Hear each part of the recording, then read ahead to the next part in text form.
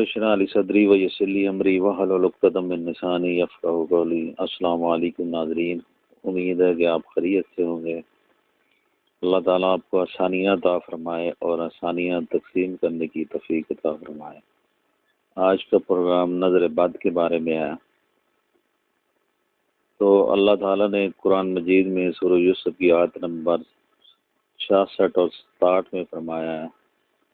اس کی تفسیر حافظ ابن کثیر ان دونوں آیت کی تفسیر کرتے ہوئے لکھتے ہیں کہ اللہ تعالیٰ نے یعقوب علیہ السلام کے بارے میں کہا کہ جب انہوں نے بن یامین سمیت اپنے بیٹوں کو مصر جانے کے لیے تیار کیا تو انہیں تلقین کی کہ وہ سب ایک دروازے سے داخل ہونے کے بجائے مختلف دروازوں سے داخل ہوں، جس طرح کہ ابن عباس، محمد بن کعب، مجاہد رضی اللہ تعالیٰ عنہ وغیرہ کا کہنا ہے کہ ان نے اس بات کا خدشہ تھا کہ ان کے بیٹے خوبصورت ہیں، انہیں کہیں نظر بد کا شکار نہ ہو جائیں، تو اس لیے ان کو کہا کہ الگ الگ دروازے سے داخل ہونا۔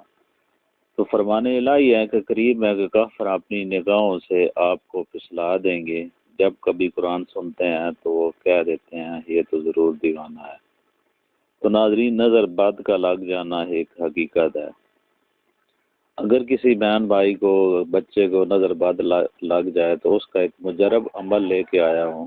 آپ نے 7 مرچ پر 9 مرتبہ سورۃ کوثر پڑھ لینی ہے اور 9 مرتبہ یا ودود ہو اور 9 مرتبہ یا قابض ہو پڑھ کر پھونک دیں اور پھر 9 بار اس مریض پہ وار کر جلا دیں۔